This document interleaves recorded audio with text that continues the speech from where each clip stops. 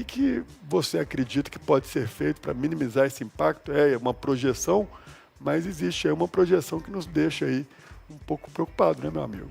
Ô, Rodrigo, o grande problema aqui é que quando a gente discute o regime de recuperação fiscal, a gente já sabe que, caso seja aprovado, ao final dos 9 anos da previsão desse programa, a dívida pública, a dívida do Estado de Minas Gerais junto à União, ela não só não vai diminuir, como ela ainda irá aumentar. Porque a gente nunca vai ter a capacidade de pagar o valor principal, a gente vai estar pagando sempre o serviço da dívida. E isso com juros capitalizados só aumenta.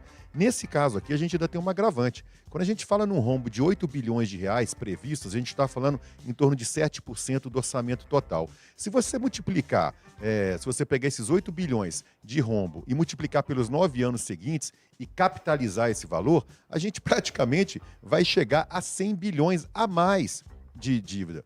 Rodrigo, o grande ponto é o seguinte: a dívida pública do país, seja da União, da dívida interna da União, porque a gente não tem mais dívida externa, isso é um fato muito positivo.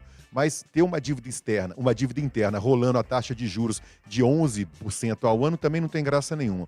Mas a dívida interna, a dívida dos estados, ela vai ter que ser equacionada uma hora, Rodrigo. Não tem condições dos estados, dos entes federativos, carregarem um passivo que eles não dão conta de pagar e vai crescendo. Esse passivo vai crescendo a cada ano por causa dessa sobreposição de juros.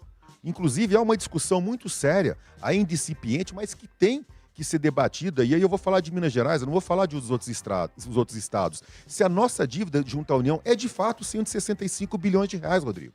Ao longo de décadas, a União fez manobras fiscais que retirou bastante receita do estado de Minas. É quase que como um agiota tirar a sua capacidade de pagamento, pegar o dinheiro que você produz, porque é isso que a União faz, para depois emprestar esse mesmo dinheiro a juros extorsivos. E essa realidade se replica em outros estados. Então a dívida pública, a dívida, o débito, o déficit fiscal desses estados, uma hora vai ter que ser enfrentado. Não tem condição de um estado como Minas carregar isso para sempre. E é o que vem acontecendo há muito tempo por aqui.